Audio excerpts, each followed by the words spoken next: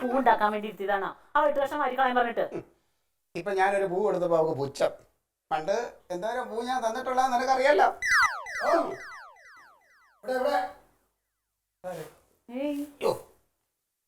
ഇയാളെത്ര വീണ്ടും വന്നേ?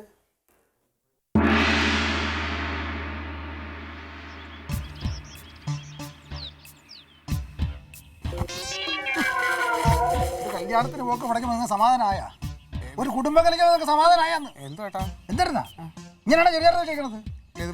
ആദ്യം തച്ച എന്ത് ഭേദമായിരുന്നു, ഇപ്പൊ കഴുത്തും കയറില്ല കൈയും കയറില്ല, ഇടാനും പറ്റില്ല.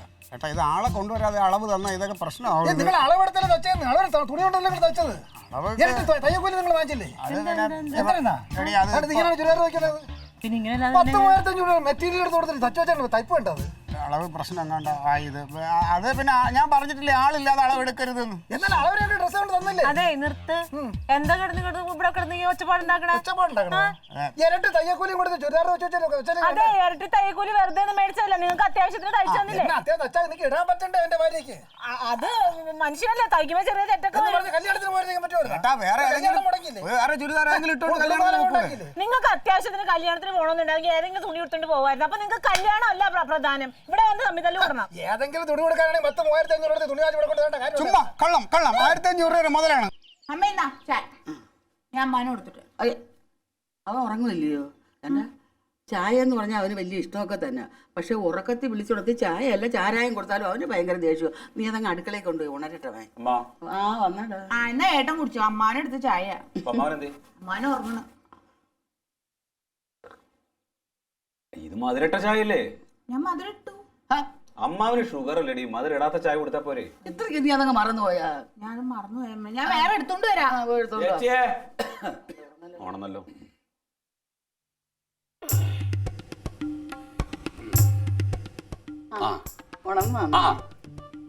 കനക വന്നോ? ഇപ്പൊ സമയം ഒരുപാടായല്ലോ. അല്ല എനിക്ക് ചായ ഇല്ലേ? അല്ല നിനക്ക് മധുരമില്ലാത്തല്ലേ അവൾ എടുക്കുന്നുണ്ട്. പിന്നെ എനിക്ക് ആകെയുള്ള ഒരു സമാധാനം എന്റെ കാര്യത്തിൽ നിങ്ങൾക്കെങ്കിലും ഒരു ശ്രദ്ധ ഉണ്ടല്ലോ. അമ്മാമ്മയുടെ കാര്യത്തിൽ പിന്നെ ഞങ്ങൾക്ക് ശ്രദ്ധ ഇല്ലാതിരിക്കോ? അമ്മാമ്മയുടെ എത്രയോ പ്രാവശ്യമായിട്ട് പറയല്ലേ ഇവിടെ വന്ന് നിൽക്കമ്മാവാന്ന്. അമ്മയെ നോക്കുന്ന പോലെ ഞങ്ങൾ നോക്കിക്കോളാം. എടാ ആഗ്രഹമില്ലാഞ്ഞിട്ടല്ല, ആ തൊടിയും പറമ്പൊക്കെ ഞാൻ അവിടെ ഇല്ലെങ്കിൽ അതിന്റെ അവസ്ഥ ഒന്ന് ആലോചിച്ച് നോക്ക്. എന്തായി തങ്കത്തിനോട് സംസാരിച്ചോ? സംസാരിച്ചു. അവൾക്ക് ഭയങ്കര പേടി, ഒരു 4 ആളെനൊക്കെ വെച്ചിട്ട് കട തുറക്കുക എന്ന് പറയുമ്പോ. പക്ഷെ ക്ലീറ്റസിന് അങ്ങനെയല്ല കേട്ടോ, അവന് ഭയങ്കര താല്പര്യം. അവന് താല്പര്യം ഉണ്ടാവുമല്ലോ. അവനത് താല്പര്യം ഇല്ലാതെ ആകെ മുങ്ങി താഴെ നിൽക്കുകയാണ്. അതിന്റെ ഇടയിൽ ഒരു കച്ചിത്തുരുമ്പ് കിട്ടിക്കഴിഞ്ഞാൽ പിന്നെ താല്പര്യം ഇല്ലാതിരിക്കും. അതുകൊണ്ടൊന്നും അല്ല, മനുഷ്യന് നന്നാവാൻ്റെ സമയമാണ്. എന്റെ അമ്മ എന്താണ് ഈ പറയണത്? ഈ പഞ്ചായത്ത് മുഴുവൻ അവൻ നശിപ്പിച്ചിട്ടിരിക്കുകയാണ്. ഇനി അവിടെ പോയിട്ട് ആ തറവാടും അമ്മാവനെയും കൂടെ നിലംപരിശാക്കി കഴിഞ്ഞാൽ പിന്നെ സമാധാനമായി. എടാ അങ്ങനെ ഒരാളെ കുറിച്ച് എഴുതാപ്പുറം വായിക്കില്ലേ? ഓരോരുത്തർക്കും നേരാവാൻ ഓരോ സമയമുണ്ട്. ഇപ്പൊ നമുക്ക് ഈ കട തന്നിട്ടുള്ള കൊച്ചച്ഛന്റെ കാര്യം ഒന്ന് ആലോചിച്ച് നോക്കിയേ. കൊച്ചച്ഛൻ എങ്ങനെയായിരുന്നു ചോദിച്ചു? ഈ ക്ലീറ്റസ് ഒന്നുമല്ല, തനി ദൂർത്തൻ, എന്നും വെള്ളടിക്ക്, എപ്പോഴും അടിയും പിടി. ഇതെങ്ങനെ നേരായി? കൊച്ചമ്മയുടെ ഒരൊറ്റം എടുക്ക. കട തുടങ്ങാൻ താല്പര്യം ഉണ്ടായത് കൊച്ചച്ഛനാ. പക്ഷെ കൊച്ചമ്മ അങ്ങോട്ട് തുടങ്ങിയതിന്റെ ശേഷം പിന്നെ വെച്ചടി കയറ്റല്ലേ. പിന്നെ കച്ചവടം കൂടുമ്പോ കാര്യങ്ങൾ പലതും ശ്രദ്ധിക്കണം, ഇല്ലെങ്കിൽ ആകെ പ്രശ്നമാവും. ഒരു 19 പേരെങ്കിലും ഷർട്ടും പാൻറ്റും അടിക്കാൻ കൊണ്ടുവരും കൊച്ചച്ഛൻ്റെ കടയിൽ. ഒരു ദിവസം സുരേഷ് എന്ന് പറഞ്ഞ ഒരുത്തൻ കല്യാണ ഷർട്ട് അടിക്കാൻ കൊടുക്കും. ഗൾഫ് പോണ ഒരു സുരേഷും ഷർട്ട് അടിക്കാൻ കൊടുക്കും. 2 പേരും ഷർട്ട് വാങ്ങാൻ വന്നത് ഒരു ദിവസം. കൊച്ചച്ഛൻ ഈ കവറിന്റെ മുകളിൽ സുരേഷ് എന്ന് എഴുതുകൊണ്ട് ഒരു കവർ എടുത്ത് ഈ സുരേഷിനും ഒരു കവർ എടുത്ത് ഈ സുരേഷിനെയും കൊടുത്തു. ഗൾഫ് പോണ സുരേഷ് എയർപോർട്ടിൽ പോകാൻ വേണ്ടിയിട്ട് ഷർട്ട് എടുത്തിട്ട് നോക്കിയപ്പോൾ വെള്ള ഷർട്ട്. പിന്നെ തിരിച്ചു വന്ന് മാറ്റാൻ സമയമില്ലാത്തതുകൊണ്ട് അയാൾ നേരെ ഫ്ലൈറ്റ് കയറിപ്പോയി. മറ്റേ സുരേഷോ കല്യാണ സമയത്ത് ഷർട്ട് എടുത്ത് നോക്കിയപ്പോ പുള്ളി ഷർട്ട്. മേനോമാരാ, വെള്ള ഷർട്ട് നിർബന്ധ. താലി കെട്ടാൻ പോണതിന്റെ മുമ്പ് ഷർട്ട് നോക്കുമ്പോ പുള്ളി ഷർട്ടായി ആകെ പ്രശ്നമില്ലേ? കാരണന്മാരൊക്കെ ആകെ പ്രശ്നമായി. എല്ലാവരും കൂടി കൊച്ചച്ഛന്റെ കടയിലേക്ക്. ഉത്തരവാദിത്വം വേണോടാ. ഒരു കല്യാണ ഷർട്ട് അടിക്കാൻ കൊടുന്ന പുള്ളി ഷർട്ടാ തരാ. ഇതെന്താ ഡാൻസ് കളിക്കാനാ പോണു? കല്യാണത്തിനല്ലേ പോണു? ഷർട്ട് ആകെ ബഹളം. എന്റെ അച്ഛൻ അവിടെ ചെന്ന് ഇടപെട്ടു. അച്ഛനെയും കൂടി കണ്ടപ്പോ കൊച്ചച്ഛനും ഇങ്ങോട്ട് കത്തി കയറിയില്ലേ, കത്രിക എടുത്തിട്ട് ഇങ്ങോട്ട് പുറത്തേക്ക് വന്നിട്ട് ധൈര്യം ഉണ്ടെങ്കിൽ ഒരെണ്ണകത്ത് കയറടാ കൊത്തി കുടലെടുക്കുന്നേ. ആകെ ബഹളം, അടിയും പിടിയും. അന്നത്തെ ദിവസം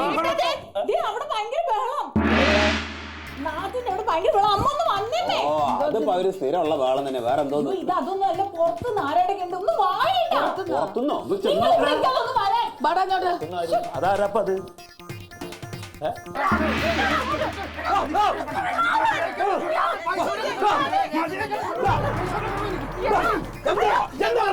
എന്താ പ്രശ്നം? 10,500 തുണി എടുത്ത് ഞാൻ ചുരിദാറൊക്കെ കൊടുത്ത് അല്ല വെട്ടി തള കുളമാക്കി വെച്ചിട്ട് എന്നോട് ചോദിക്കാൻ വന്നപ്പോ എന്നെ അടിക്കാൻ വന്നിരിക്കണേ. അതിനോ ഇവന്റെ മണ്ട അടിക്കാൻ വേണ്ടി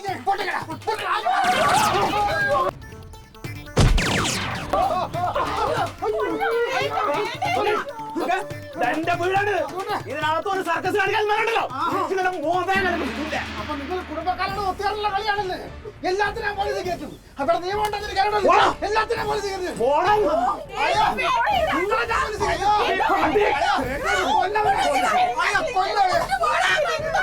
കുത്തി കൊല്ലണോ? അല്ലടാ എന്താ ഇവിടെ ഉണ്ടായേ? എന്തുണ്ടായതെന്നോ? നാട്ടുകാര് പൈസ കൊടുത്ത് തുണി വാങ്ങിച്ചിട്ട് തയ്ക്കാൻ കൊടുത്തിട്ട് രണ്ടാളും കൂടെ ഭാര്യയും ഭർത്താവും കൂടെ അത് കുളമാക്കി വെച്ചു. പിന്നെ അവന്മാര് ചോദിക്കാതിരിക്കുമ്പോ ഒരു കാര്യം ഞാൻ നിന്നോട് പറയാം. തയ്ക്കാൻ അറിയുമെങ്കിൽ മാത്രം ആളുകളുടെ തുണി വാങ്ങിച്ചാൽ മതി. പിന്നെ തയ്ക്കാൻ അറിയാൻ പാടിട്ടാണ് ഞാൻ ഇത്ര നാളിവിടെ തയ്ച്ചോണ്ടിരുന്നത്. പിന്നെ എന്തിനാണ് ഒന്ന് വാങ്ങണ്ടാക്കിയത്? അയാളോട് 2 ദിവസം കഴിഞ്ഞിട്ട് തരാന്ന് പറഞ്ഞാന്നേ. അപ്പൊ അയാൾക്ക് അത് ഇപ്പൊ തന്നെ കൊണ്ടോ? ആ വാശിക്കല്ലേ? ആ വാശിക്ക് എന്താണെന്ന് വാദമെന്ന് പറയാതെ ക്ലീറ്റ തയ്ക്കും.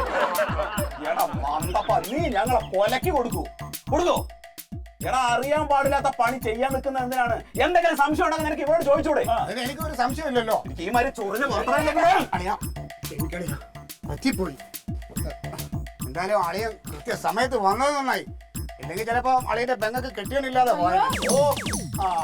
അപ്പൊ മനസ്സിലായോടി അളിയൻ നിന്റെ അടുത്ത് സ്നേഹം ഉണ്ടെന്ന്. ഇല്ലെങ്കിൽ അളിയൻ വന്ന് ഇടപെടുവരും. നിന്നോടുള്ള സ്നേഹം കൊണ്ടൊന്നുമല്ല ഞാൻ വന്നത്. അങ്ങനെ നീട്ടി വിചാരിക്കാൻ വേണ്ട. 3-4 ദിവസം മുമ്പ് അവൻ ഓഫീസിൽ വന്നിട്ട് ഒരു വിഷയം ഉണ്ടാക്കി. എന്നിട്ട് എനിക്കിട്ടൊരു പണിയും തന്നു. ഞാൻ അതിന്റെ കരിപ്പ് തീർത്തതാ. അല്ല നിന്നോടുള്ള സ്നേഹം കൊണ്ടൊന്നുമല്ല കേട്ടാ. എന്തായാലും നോക്കിയോണ്ട് നിൽക്കണം. നടക്കാണ്ട് എവിടേക്കാ പടക്കി അങ്ങോട്ട് പോട്ടെ. പിന്നെ വേറൊരു കാര്യം, ഇനി ഇതുപോലുള്ള തോന്നിയാസത്തിന് ഞാൻ കൂട്ടു നിൽക്കുന്നു വിചാരിക്കണ്ട കേട്ടാ. മര്യാദക്ക് അങ്ങനെയുടെ പൈസ കൊടുത്തോളാൻ രണ്ടും.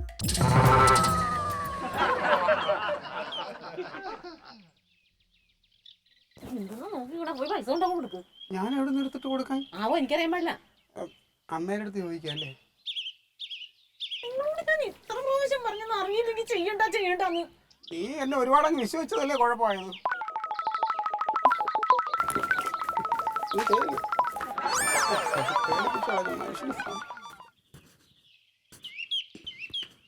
അല്ലടാ അവൻ ആഫീസിൽ നിന്ന് എന്തോ ബഹളം ഉണ്ടാക്കിയെന്നാ നീ പറഞ്ഞത്? ആര്? ഇപ്പൊ അവിടെ വന്ന ആള്. അത് ഞാൻ ചുമ്മാ പറഞ്ഞതാ. അതെന്തിനാ അങ്ങനെ പറഞ്ഞു? അല്ലെങ്കിൽ ഞാൻ സഹായത്തിനുണ്ടെന്ന് വിചാരിച്ച് അവൻ വീണ്ടും ഇതുപോലുള്ള തോന്നിയാസങ്ങൾ കാണിക്കില്ലേ?